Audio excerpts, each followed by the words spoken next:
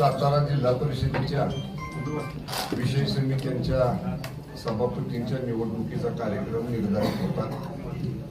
या संदर्भात जो आमची निवडणूक पूर्व युती आहे, राष्ट्रवादी काँग्रेस पक्ष, शिवसेना, शेतकरी संघटना आणि अपक्ष काँग्रेस पुरस्कृत व राष्ट्रवादी पुरस्कृत, या सर्व सन्मान्य सदस्यांची आम्ही कालही मत जाणून घेतली आणि सकाळी मी आल्यानंतर माननीय आबानी आणि मी आम्ही शशिकांत शिंदे साहेबांनी आम्ही सगळ्यांनीच आमच्या सर्व सन्मान्य सदस्यांचं मत या निवडणुकी संदर्भातलं जाणून घेतलं। कारण 20 तारखेला जिल्हा परिषद अध्यक्ष उपाध्यक्षाची निवड झाल्यानंतर सगळे सन्मान्य सदस्य आपापल्या मतदारसंघात होते। आम्हाला एकत्रपणे कुणाशीच बोलता आलं नव्हतं आणि म्हणून सदस्यांनी तीव्र भावना 20 तारखेला घडलेल्या प्रकाराबद्दलच्या आमच्या सदस्यांच्या आमच्या युतीच्या बैठकीमध्ये या ठिकाणी व्यक्त केल्या आणि सर्व सदस्यांचं मत आलं की अशी बळाचा वापर करून, सत्तेचा गैरवापर करून, हुकुमशाही पद्धतीनं जी 20 तारखेची अध्यक्ष उपाध्यक्षाची निवडणूक झाली आणि ती महाराष्ट्रभर नाही देशभर गाजली, देश पातळीवरच्या सुद्धा माध्यमांनी याची दखल घेतली आणि तीव्र भावना त्या दिवशी प्रशासन जे वागलं त्या संदर्भातल्या पूर्ण राज्यामध्ये उमटल्या आणि अशा वातावरणात आम्हाला त्या राष्ट्रवादी काँग्रेसच्या बरोबर, भाजपच्या बरोबर आम्हाला निवडणूक लढवायची नाही। आमचा या संदर्भातला तीव्र निषेध आहे आणि आम्ही कोणत्याही परिस्थितीत या निवडणुकीत सहभाग घेऊ इच्छित नाही। आणि मग शेवटी आबांनी, मी, संजू बाबांनी, नितीन काकांनी, शशिकांत शिंदे साहेबांनी आम्ही सगळ्यांनी सदस्यांच्या भावनांचा सारासार विचार करून त्यांच्या विचारांशी आम्ही सहमती दर्शवली आणि सन्माननीय सदस्यांनी सांगितल्याप्रमाणे या निवडणुकीवर राष्ट्रवादी काँग्रेस, शिवसेना, शेतकरी संघटना आणि अपक्ष या सगळ्यांनी मिळून या निवडणुकीवरती आज बहिष्कार टाकलेला आहे। या पार्श्वभूमीवर आपण पाहिलं असेल की काळ्या फिती लावून जिल्हा परिषदेत आमचे सर्व सदस्य गेले। सभागृहामध्ये त्यांनी तीव्र शब्दात 20 तारखेच्या घटनेचा एकूणच सगळ्या बाबींचा या ठिकाणी जाहीर निषेध केला। एवढंच नाही तर यशवंतराव चव्हाण साहेब, लोकनेते बाळासाहेब देसाई साहेब, किसरमी रामा या सर्व दिग्गज, मान्य लक्ष्मण तात्या, श्रीमंत रामराजे, ह्या सगळ्या दिग्गजांच्या विचारांचा असणारा हा जिल्हा, यशवंत विचारांचा असणारा हा जिल्हा, या जिल्ह्यात पहिल्यांदा जिल्हा परिषद किंबहुना लोकल बोर्ड आणि त्यानंतर जिल्हा परिषद स्थापन झाल्यापासून जिल्हा परिषदेचे सदस्य काळ्या फिती लावून पायऱ्यांवर बसले, हा प्रसंग सातारा जिल्ह्याने पहिल्यांदा पाहिला। त्यामुळे या संदर्भातल्या भावना या आमच्या युतीच्या, आमची जी युती आहे पीपल अलायन्स, त्यांच्या तीव्र आहेत आणि म्हणून आज आम्ही आमच्या सदस्यांनी या निवडणुकीवरती बहिष्कार टाकला। असं जरी असलं तरी कामकाज करताना आमचे सदस्य त्यात सहभागी होतील, जिल्ह्याच्या विकासाच्या प्रश्नावर आमचे सदस्य आवाज उठवतील, आमच्या सदस्यांवर अन्याय झाला तर त्या संदर्भात एका सदस्या संदर्भातला काही प्रकार घडला तर आमचे सगळे सदस्य त्या सदस्याच्या पाठीमागं जिल्हा परिषदेमध्ये उभे राहतील। एवढंच नाही तर मान्य आबा, मी, नितीन काका, संजू बाबा, शशिकांत शिंदे साहेब, आम्ही सगळेजण या सगळ्या सदस्यांच्या आम्ही पाठीशी पूर्ण ताकदीने या ठिकाणी उभं राहू। आम्ही या व्यासपीठावर बसलेले सगळेजण हा जो प्रकार 20 तारखेचा घडला त्याच्यात वेगवेगळ्या वेळी आम्ही आमच्या भावना व्यक्त केलेल्या आहेत। आजही आमच्या त्या भावना तीव्र आहेत। त्यामुळं आमच्या सदस्यांचा जो निर्णय होता त्या निर्णयाशी आम्ही जिल्ह्यातले नेते म्हणून आमच्या युतीचे आम्ही संमती त्याला दर्शवलेली आहे। आपले काही प्रश्न असतील तर एक आबा बोलतील, 1 मिनिट आबांनाच प्रश्न आहे। फोडाफोडी काही त्यांची थांबलेली दिसत नाही। भाजपकडून अजून विराज शिंदे यांच्या पत्नी ज्या ऋतुजा शिंदे आहेत त्यांना फोडण्यात आलं, त्यांना आता सभापती पद देण्यात आलं. ही राष्ट्रवादीची गळती ही भाजपनं सुरू केलेली दिसतीये, याकडे तुम्ही कसं बघताय? नाही, कसं आहे, आपण बघितलं की ज्याचा उल्लेख पालकमंत्र्यांनी केला, आज आम्ही बहिष्कार का टाकला? प्रशासनाचा प्रचंड वापर या मंडळींनी सुरू केला आणि त्यामुळं आज आम्ही त्या सर्व गोष्टींचा जाहीरपणाने निषेध केला की जो जिल्हा पुरोगामी विचारसरणीचा जिल्हा आहे, यशवंत विचाराचा जिल्हा आहे, या जिल्ह्यामध्ये जर लोकशाहीचा खून होत असेल तर हे आम्ही या जिल्ह्यातल्या मातीमध्ये आमचाही जन्म झाला, या जिल्ह्याचे संस्कार आमच्यावर आहेत, त्यामुळं अशा पद्धतीचं राजकारण आम्ही कदापिही चालू देणार नाही. त्यांनी फोडाफोडीचं राजकारण केलंय, कशा पद्धतीनं त्यांचं राजकारण चाललंय, प्रचंड पैशाचा, प्रशासनाचा, बळाचा वापर करून प्रशासकीय त्यांनी या पद्धतीनं हा प्रयोग सुरू केलेला आहे. त्यामुळे त्याचा आज आम्ही जाहीरपणाने निषेध केलेला आहे. राज्यात तुम्ही मित्रपक्ष आहात, तिघही एकत्र युती आहे, तुमची महायुती आहे. असं असताना जिल्हा लेवलला अशा पद्धतीनं बीजेपी खाली उतरून तुमची पक्ष फोडतंय किंवा तुमचे सदस्य फोडतंय, हे काय म्हणजे हे गंभीर आहे? तुम्ही पण सत्तेतच आहात ना? तुम्ही सत्तेत आहात, देसाई साहेब सत्तेत आहात तुम्ही. कसं आहे, या जिल्ह्यापुरतंच मी बोलले. मुळामध्ये जिल्हा परिषदेच्या निवडणुका ज्या वेळेला जाहीर झाल्या त्यावेळेला या जिल्ह्यातल्या भारतीय जनता पार्टीनं आम्ही स्वबळावर इलेक्शन लढणार असं त्यांनी जाहीर केलं. सन्माननीय पालकमंत्री महोदयांनी त्यावेळेला तिन्ही पक्षाच्या युतीच्या अनुषंगानं बैठका बोलवल्या होत्या.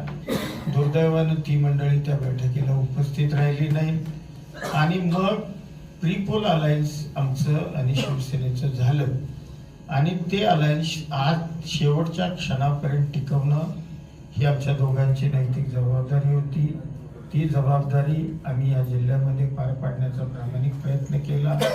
ते त्यांच्या पद्धतीनं लढले, आम्ही आमच्या पद्धतीने लढलो. याच्यापेक्षा काही नक्की तुमच्या आहेत का भाजपचे? आता जर त्यांच्या बाजूने अर्ज भरला असेल तर त्यांचेच सदस्य कारवाई काय होणार? कारवाई आम्ही सगळी करणार आहे. म्हणजे जे पक्ष शिस्तभंग केलाय त्याची कारवाई आम्ही करणार आहे.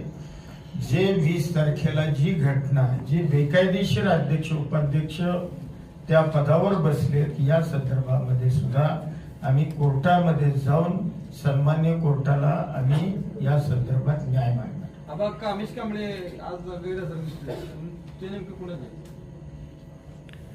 आता ते गैरहजरच होते, त्या संदर्भामध्ये सगळेच संदिग्ध आहोत. आलं का लक्षात? बघूया काय करू. सकाळी ते फर्न हॉटेलला पण होते. फर्न हॉटेलला पण होते ते. काही मंत्री महोदयांची त्यांनी भेट घेतली. नाही तर आम्हाला काही माहित नाही. ते फनला होते, ते त्यांनाच विचारा, कारण फनला काय आम्ही नव्हतो. त्यामुळे ते कुठं होते काय हे आम्ही सांगू शकतो. कालपर्यंत वाटाघाटीच्या चर्चा सुरू होत्या, अशा प्रकारच्या गोष्टी नाही, काही वाटाघाटी काहीच नव्हत्या. तशा पद्धतीचा कुठलाही प्रस्ताव ना त्यांनी ना आम्ही अशी कुठल्याही वाटाघाटीची चर्चा झाली. जिल्हा परिषद भाजपची काय बैठक वगैरे झाली का? तशी चर्चा ते सांगतात ना वाटाघाटी नाहीत म्हणून. नाही झाली का बैठक? सांगतात ना. नाही, मी सांगितलेलं आहे, अशी कुठलीच चर्चा नाही. अगोदरच्या बैठकीत तुम्ही शिपायांकडनं निरोप दिला होता म्हणून आम्ही गेलो नाही त्या बैठकीला, असं भाजपच्या अगोदर जिल्हा परिषद निवडणुकीच्या अगोदर जी बैठक झाली त्या बैठकांना तुम्ही शिपायांकडनं निरोप दिला म्हणून आम्ही त्या बैठकांना गेलो नाही असं दोन्ही मंत्री म्हणतात. एक मिनिट. बैठकीची निरोप मान्य आबानी किंवा आबांच्या कार्यालयातनं दिलेले नव्हते. पहिली गोष्ट, त्यांना प्रश्न विचारला म्हणून. बैठकीची निरोप मी माझ्या पालकमंत्री कार्यालय सातारा जे अधिकृत आहे त्या कार्यालयातनं निरोप दिलेले होते. माझ्याकडे त्या निरोपाच्या नोंदी आहे. कुणाच्या स्वीय सहाय्यकाकडे निरोप दिला, कुणाच्या कुठल्या व्यक्तीजवळ निरोप दिला, शिपायाजवळ किंवा आमच्याकडच्या शिपायानं असा निरोप दिलेला नाही. देसाई साहेब, आपण म्हटलं की आजच्या निवडणूक प्रक्रियेवर आम्ही बहिष्कार घातला पण प्रत्यक्ष त्या ठिकाणी आपले सदस्य जे होते काँग्रेस, राष्ट्रवादीचे आणि शिवसेनेचे, त्यांनी सांगितले की आम्हाला अर्ज भरायला जाऊ दिलं नाही, आज त्या प्रक्रियेपासून आम्हाला रोखलं.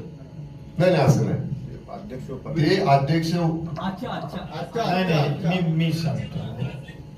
विषय असा आहे की अध्यक्ष उपाध्यक्ष निवडीला तुम्ही मोबाईल अलाव करता सभागृहामध्ये, काही लोकांना विशिष्ट लोकांना तुम्ही सभागृहामध्ये मोबाईल अलाव केले आणि आज सभापती निवडीला तुम्ही मोबाईल आमच्या सदस्यांना नेण्यापासून त्या ठिकाणी रोखलं.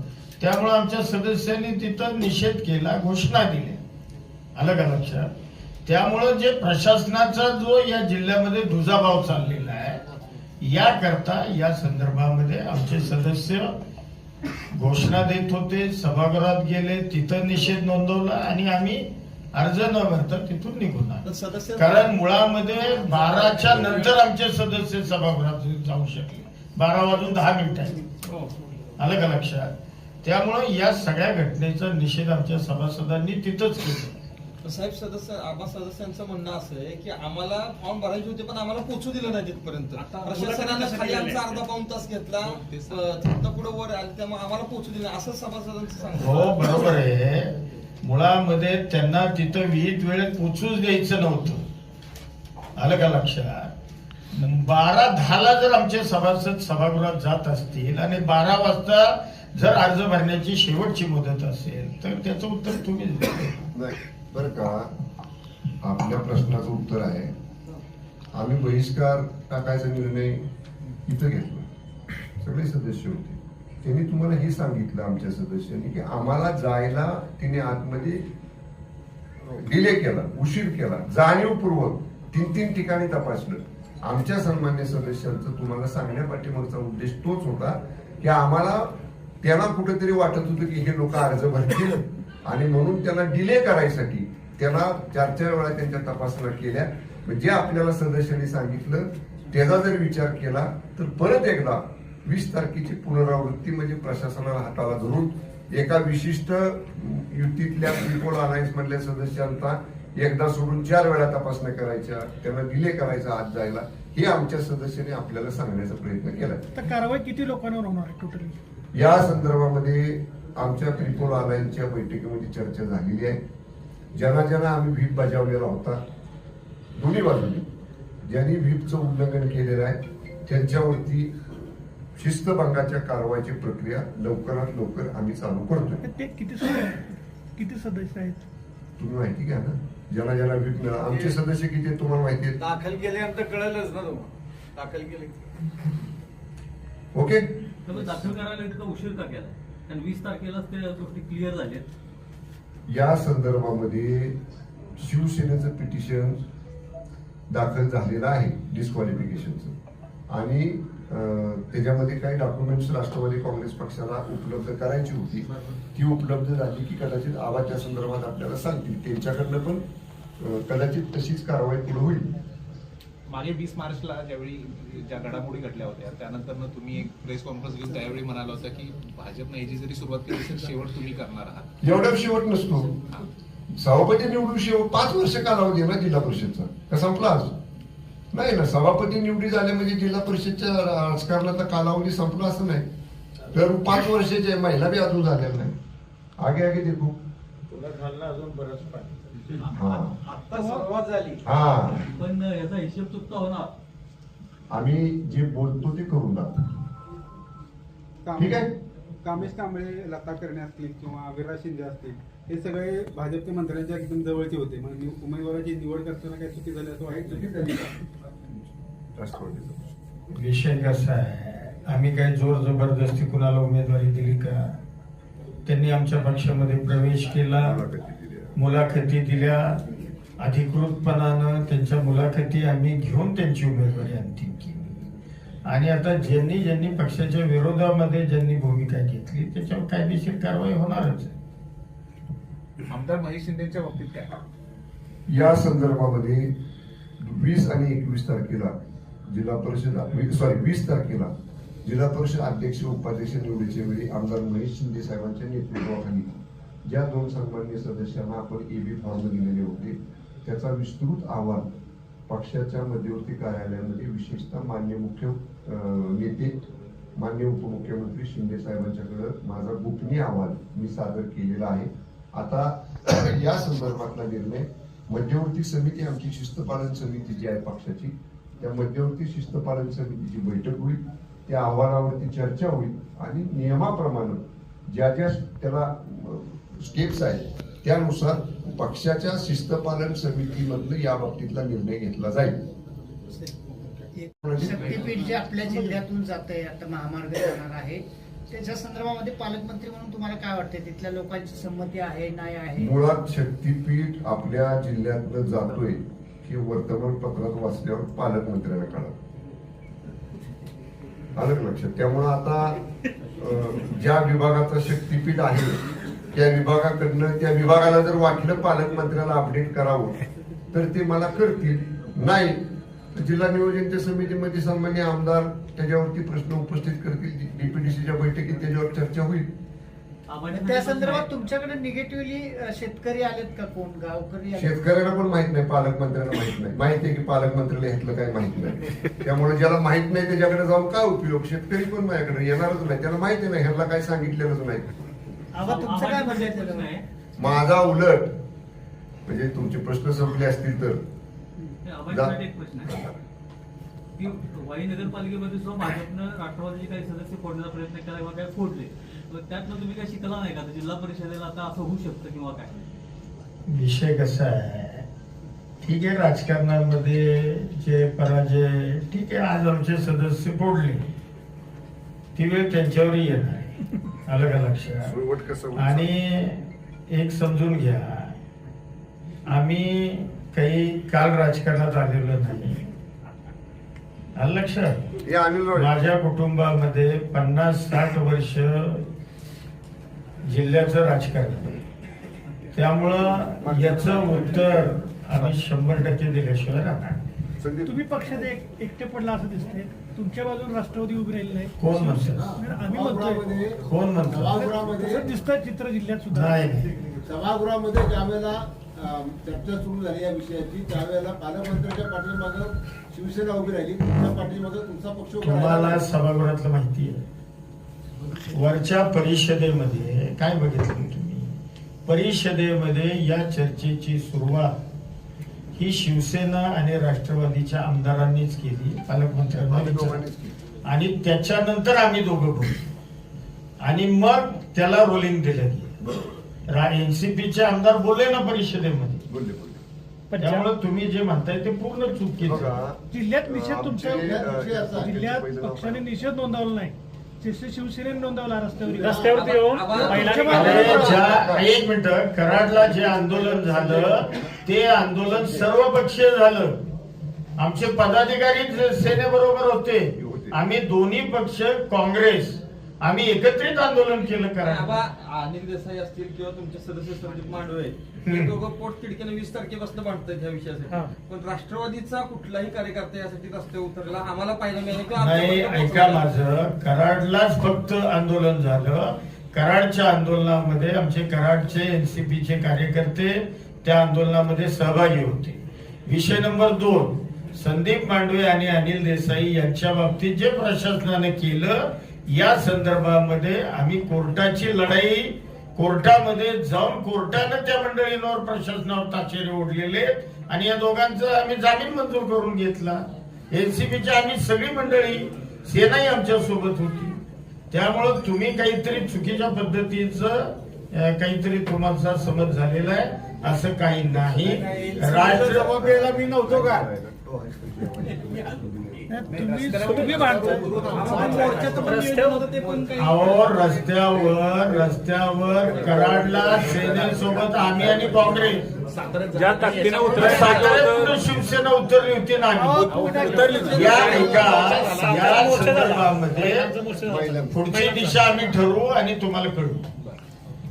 एक मिनिट, मी फक्त एक खुलासा काँग्रेस आणि सेने बाबतीत सभागृहामध्ये ज्यावेळी ह्या परिषद सभागृहात आणि विधानसभा सभागृहात झाली, पूर्ण चर्चेच्या वेळी आम्ही दोघे, वरची चर्चा संपली परिषदेतली, वर रुलिंग दिलं गेलं आणि मग आम्ही खालच्या सभागृहामध्ये आलो. मी दोघे पूर्ण त्या दिवस एकत्र बरोबर होतो. राष्ट्रवादी काँग्रेस पक्षाचे इद्रिस नायकवडी, राष्ट्रवादी काँग्रेस पक्षाचे संजय कोळके, आणखीन राष्ट्रवादी काँग्रेसचे आपले काळे विक्रम काळे, हे जेवढे सदस्य आहेत ते सगळे विधान परिषदेमध्ये बोलले. हे ऑन रेकॉर्ड आहे. सभेमध्ये सुद्धा ज्यावेळी या संदर्भातली चर्चा झाली, सन्मान्य सगळ्या बाजू, दोन्ही बाजू म्हणजे आमच्या बाजूच्या दोन्ही इथले सदस्य उठले राष्ट्रवादी काँग्रेसचे मंत्री सुद्धा जागेवरून उठले. अनेक मंत्री होते आमच्या लाईनला बसलेले, मंत्र्यांनी सुद्धा उठून अध्यक्षांचं लक्ष वेधण्याचा प्रयत्न केला. पण कृपा करून या बाबतीत शिवसेना एकटी पडली का राष्ट्रवादी काँग्रेस एकटी पडली असं आमच्यात काय तुम्ही किती प्रश्न विचारले तरी होणार नाही. पण असं झालेलं नाही, त्याचे आम्ही दोघंही साक्षीदार आहोत. गणेश नाईकांनी एकनाथ एक शिंदे साहेबांवर मिनिट, यांचा एकदा विषय म्हणजे प्रश्न सगळे संपतील. पालकमंत्री साहेब तुमच्या बाजूनी एकनाथराव शिंदे उभे राहिले, परंतु राष्ट्रवादीच्या मकरंद पाटलांच्या बाजूनी वरिष्ठ जे सदस्य आहेत त्यांचे ते उभे राहिले नाही.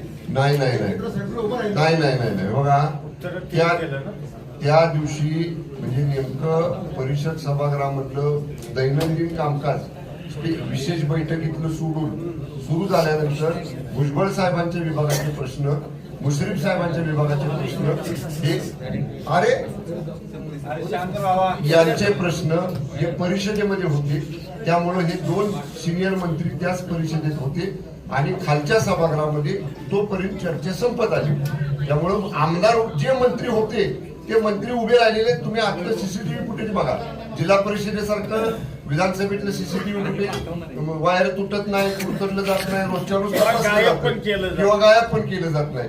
त्यामुळं मी सांगतो, मी पालकमंत्री म्हणून जबाबदारीने सांगतो, पक्षाचं म्हणाल तर शिवसेना पक्षाचा उपनेता म्हणून सांगतो, दोन्ही बाजूचे सदस्य दोन्ही सभागृहामध्ये या मुद्द्यावर प्रखरपणानं आपले मुद्दे मांडलेले आहेत. आम्हा सुनेत्रा पवारशी काय चर्चा झाली का? लोकांकडे 2 माहिती. पक्षाच्या वरिष्ठांशी माझ्या पक्षाच्या मी बोललेलो आहे, तसंच देसाई साहेब त्यांच्या वरिष्ठांशी बोललो. त्यामुळे ह्या सगळ्या घटना आम्ही आमच्या वरिष्ठांबरोबर चर्चा केलेल्या आहे. Okay, thank you. माध्यमाला विनंती आहे, जे घडतंय त्या बाबतीत एक चौथा स्तंभ लोकशाहीचा म्हणून परखड निपक्ष अशा पद्धतीचं आपलं मत आम्हाला पाहायला मिळावं, वाचायला मिळावं, एवढीच आपली अपेक्षा आहे. मी आपलं बोललोय बघा, मी आतापर्यंत झालं तर नाही झालं बोललो नाही. माझी विनंती आहे, आम्ही काय करू शकतो. 20 तारखेपासून घडले ते सगळं चौथ्या स्तंभाला विनंती आहे. माझं म्हणणं आहे ह्याच्यात जस्टिफाईड कोण आहे याचं तुमचं स्पष्ट मत द्या की याच्यामध्ये कोण चुकलाय कोण बरोबर आहे. धन्यवाद.